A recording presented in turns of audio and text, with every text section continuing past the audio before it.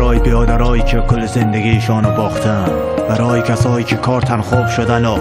هر لحظه از عمرشون پر از درد و جدل و امروزشون از دیروز و صبحشون از امروز بدتر و همچنان به آینده بهتر معتقدن.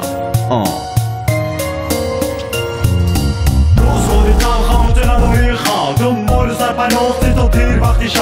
از روزی که باز کردی کلش بدبختی تو از درونی بیرون به هم ریختی تنها مرحبت شدم پنجداری به نظر خود این سال کامل ولی تو بیماری واسه خواسته یکیشم میخوری تو بیدار شد چون با این دچه بودی تو دایره جای چون میبینی مایه اینک ولی داری جوانی حتی شده دل تنگ گرگاده کمینه پریس و استفاده بدن نگاه خواسته روی زمین افتاده میشه نیست که بشنوه فریادت آدمی خوب حتی نمیبینی در خوابت این رسم زمان است از چی هستی شاکی زیر پا میشوی تو اگه باشی خاکی نبینم باشه روزی هفتید گیری هشتید مردم صف کشیدن برای دیدنی اشکت چیز فقط خوب و بد چیز دروغ و حقیقت خیر کل چیز جور میشه با کمی دقت اول خدا بعد خانواده آخر خودت گوش کن به وجدانت به صدای دلت همیشه پشت در دشتی آبادی نیست همیشه پشت در شخصی آسانی نیست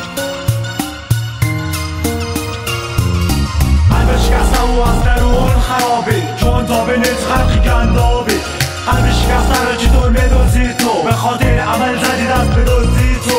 توی کرکبت به سند و مدرک آلیده کن که خالی است دنبال همدرد خاله حالیت بود که نرم شد پشت کردی با این کار دشمنیت حتی تو خوش کردی زنی تو بدی یاداری تو ساخت زنی به خاطر تو فامیلش باخت طفله که نفهمید پدر یعنی چی نامید پدر آمد و گفت یعنی کی جای نام پدر همیشه یک خط خالی یعنی از غیرت چیزی مانده باقی نبینم باشه روزی هفتید گیری هشتید مردم صف کشیدن برای دیدنی اشکت چیز فقط خوب و بد چیز دروغ و حقیقت خیر کل چیز جور میشه با کمی دقت اول خدا بعد خانواده آخر خودت گوش کن به وجدانت به صدای دلت همیشه پشت در دشتی آبادی نیست همیشه پشت در شخصی آسانی نیست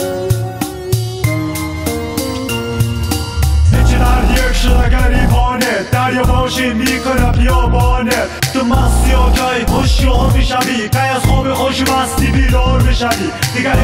حسی نمازده جان آرامش تویش در زمین نگره دندان دستی تا پیش هر کسی را که استرازدک صبر دیری تا پیش هر کسی را که استبازدک دل تو صاف آسمان ابری فقط فیلم هندی میبینی مردی منتظر نباش کسی بگیره خبرت غریبانه دوست مردار بداره اگه بخوای امروز هم برسه به پایان آرامش بگیری مثل شبی بعد توفان اگه نمیخوای خانوادت شوه ویران با خود جوانت داشته باش ایمان با خود جوانت داشته باش ایمان با خود جوانت داشته باش